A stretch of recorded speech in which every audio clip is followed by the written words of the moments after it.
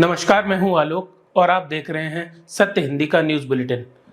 नजर डालते हैं अब तक की खबरों पर। छत्तीसगढ़ के पूर्व सीएम और कांग्रेस नेता भूपेश बघेल ने कहा कि आजकल पीएम कुछ भी कह देते हैं। उन्होंने हमारे घोषणा पत्र को मुस्लिम लीग, मंगलसूत्र, मटन, मछली और भैंस का एजेंडा बताकर शुरुआत की थी। अब वे कह रहे हैं कि उन्हें परमात्मा ने भेजा है। इसका मतलब है कि वो कोई सामान्य इंसान नहीं है। इससे पता चलता है कि वे मानसिक रूप से अस्थिर हैं। राहुल गांधी उस नेता के पोते हैं जिन्होंने पाकिस्तान के 2 टुकड़े किए थे, लेकिन मोदी जी बिरयानी खाने के लिए पाकिस्तान चले गए। पीएम मोदी नेहरू को बदनाम करके जगह बनाने की कोशिश कर रहे हैं, लेकिन वे नेहरू के पैरों की भी धूल नहीं है।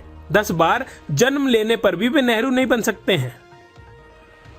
मुख्यमंत्री व आम आदमी पार्टी के संयोजक अरविंद केजरीवाल ने सोमवार को प्रधानमंत्री नरेंद्र मोदी के भगवान वाले बयान को लेकर तंज कसा है। उन्होंने पीएम मोदी पर हमला बोलते हुए राष्ट्रीय स्वयंसेवक संघ से सवाल किया है। सीएम केजरीवाल ने एक्स पर एक पोस्ट में लिखा कि 2014 में मोदी जी कह रहे थे कि वे देश के प्रधान सेवक हैं। 2019 में उन्होंने कहा कि वे चौकीदार हैं। अब 2024 में मोदी जी कह रहे हैं कि वे अपनी मां की कोख से नहीं पैदा हुए, बल्कि वे भगवान के अवतार हैं। उनकी पार्टी के एक वरिष्ठ नेता ने कहा कि भगवान जगन्नाथ जी भी मोदी जी के भक्त हैं। क्या आरएसएस भी मानती है मोदी जी भगवान के अवतार हैं? आरएसएस अपना रुख साफ करे।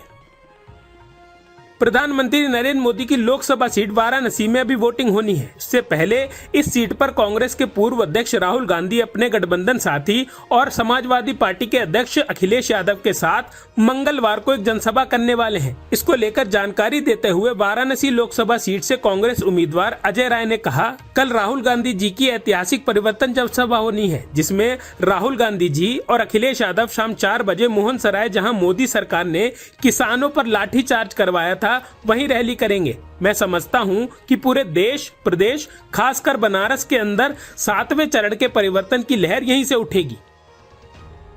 जेडीएस के लोकसभा सांसद प्रज्वल रेवन्ना यौन उत्पीड़न मामले में कल को एसआईटी के सामने पेश होंगे। उन्होंने दावा किया है कि वे डिप्रेशन में थे। रेवन्ना के खिलाफ कई महिलाओं के यौन उत्पीड़न का मामला दर्ज है और कुछ समय पहले सोशल मीडिया पर उनके कई सेक्स टेप वायरल हो गए थे, जिसके बाद कर्नाटक की राजनीति में भूचाल आ गया था। यह मामला सामने आने के बाद रेवन्ना विदेश भाग गए थे। सांसद प्रज्वल रेवन्ना ने इंडिया टुडे से बात करते हुए कहा, मुझे गलत मत समझिए, मैं 31 मई को सुबह 10 बजे एसआईटी के सामने आऊंगा और मैं सहयोग करूंगा। मुझे जुडिशरी पर पूरा विश्वास है। ये सभी मामले मेरे खिलाफ झूठे हैं। मैं कानून पर विश्वास करता हूं।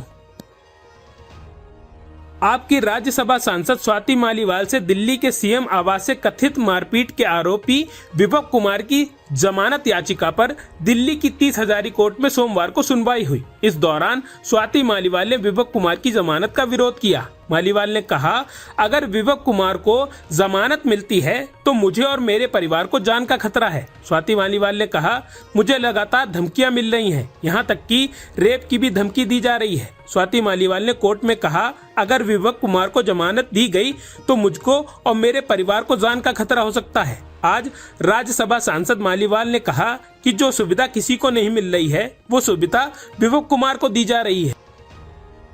अरविंद केजरीवाल के पीए विभव कुमार की तरफ से दायर की गई जमानत याचिका पर 30 हजारी कोर्ट में सुनवाई हुई। इस दौरान स्वाति मालीवाल भी कोर्ट में मौजूद थीं। सुनवाई के दौरान एक पल ऐसा आया जब स्वाति रो पड़ी। विभव कुमार की जमानत याचिका पर आज 30 हजारी कोर्ट रूम में 119 में सुनवाई हुई। इस दौरान विभव कुमार के वकील ने हरिहरन ने स्वाति मालीवाल के सीएम आवास के आने को अतिक्रमण बताया है। इसके साथ ही उन्होंने एफआईआर की आईपीसी धारा 308 पर सवाल उठाए हैं। इस दौरान जब कोर्ट रूम में सीएम आवास का वीडियो दिखाया गया तो स्वाति मालीवाल अपने आंसू नहीं रोक पाईं और वह सुनवाई के बीच रोने लगीं।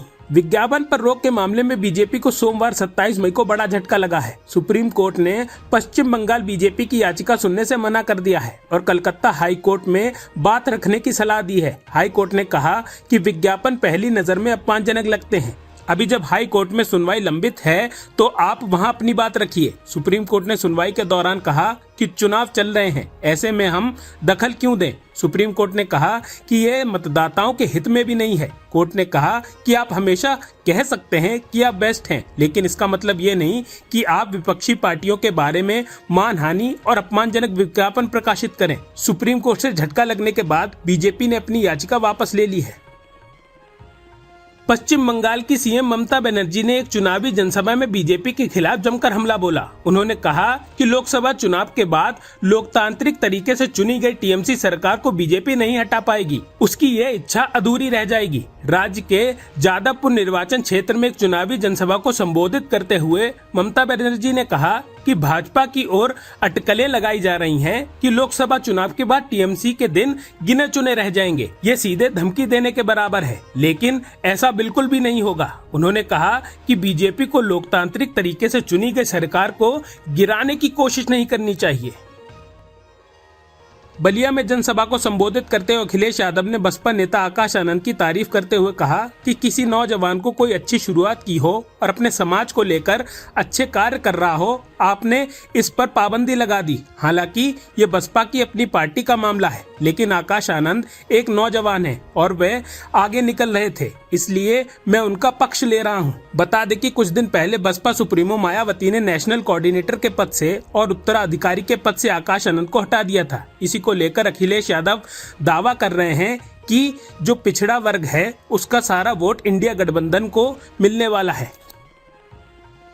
दिल्ली के मुख्यमंत्री अरविंद केजरीवाल ने अपनी अंतरिम जमानत 7 दिन बढ़ाने की मांग करते हुए सुप्रीम कोर्ट में याचिका दायर की है। इसमें उन्होंने अपने स्वास्थ्य को वजह बताया है। उन्होंने गंभीर बीमारी के लक्षण बताते हुए इलाज के लिए समय मांगा है। आम आदमी पार्टी की ओर से सोमवार को कहा गया है कि केजरीवाल का वजन 7 किलो कम हो गया है और उनके शरीर में कीटोन का स्तर अधिक है। पार्टी ने कहा ये किसी गंभीर बीमारी के लक्षण हो सकते हैं। मैक्स अस्पताल के डॉक्टरों ने उनकी जांच की है। उन्होंने पीईटी, सीटी स्कैन और कई अन्य जांचों से गुजरना होगा। उन्होंने जांच करने के लिए 7 दिन का समय मांगा है। कांग्रेस के राष्ट्रीय अध्यक्ष मल्लिकार्जुन खड़गे ने कहा है कि इस बार चुनाव में प्रधानमंत्री नरेंद्र मोदी जीत गए तो संविधान नहीं बचेगा। संविधान और लोकतंत्र बचाने को प्रधानमंत्री से जनता लड़ रही है, हम तो जनता के साथ हैं। उन्होंने आरोप लगाया कि प्रधानमंत्री जब भावनाओं को भड़काकर देश को बांट रहे हैं, लेकिन जनता भाजपा के मंसूबों को समझ रही है।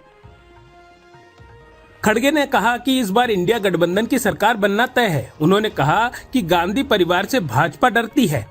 1989 से गांधी परिवार का कोई भी देश में प्रधानमंत्री या मंत्री नहीं बना है, लेकिन सपने में भी ये इस परिवार से घबराते हैं। गलती से भी नरेंद्र मोदी शासन में आए तो देश में तानाशाही लागू कर देंगे और देश को गुलाम बनाकर छोड़ देंगे। इस बार बांटो और हुकूमत करो के प्रधानमंत्री की नीति नहीं चलने वाली है। उन्होंने प्रधानमंत्री के आरोपों का जवाब देते हुए कहा कि इसे हेट स्पीच को लेकर चुनाव आयोग को उन पर कार्रवाई करनी चाहिए। प्रधानमंत्री नरेंद्र मोदी के मुजरा वाले बयान को लेकर विपक्ष उन पर हमलावर है। इसी बीच समाजवादी पार्टी के मुखिया अखिलेश यादव ने पीएम मोदी के मुजरा वाले बयान पर प्रतिक्रिया दी है। अखिलेश यादव ने कहा कि जब आत्मविश्वास लड़खड़ाता है तो जबान भी लड़खड़ा जाती है। अखिलेश यादव ने कहा कहीं न कहीं उन्हें कॉन्फिडेंस में कमी नजर आ रही है और इसका परिणाम ये है कि इस तरह की भाषा का इस्तेमाल कर रहे हैं। बीजेपी के लोगों को पता है कि जनता इस बार उन्हें हटाने जा रही है। जनता का गुस्सा 7वें आसमान पर है। 7वें चरण में जनता बीजेपी के लोगों को 7 समंदर पार भेज देगी। केंद्रीय मंत्री और बीजेपी नेता अनुराग ठाकुर ने कांग्रेस पर निशाना साधते हुए कहा कि पाकिस्तान में नहीं हिंदुस्तान में चुनाव हो रहे हैं, इसको हिंदुस्तान से नहीं पाकिस्तान से प्यार है। अनुराग ठाकुर ने कहा कांग्रेस ने देश के एक हिस्से को पीओके बना दिया है। उन्होंने न्यूज एजेंसी एएनआई से बात करते हुए कहा कांग्रेस का पाकिस्तान प्रेम जागना ये दिखाता है कि इनके नेता रहते तो हिंदुस्तान में है लेकिन पाकिस्तान का गुणगान करते हैं। कांग्रेस की सोच पाकिस्तान समर्थक है। हिंदुस्तान का एक हिस्सा पाकिस्तान अधिकृत कश्मीर बना दिया।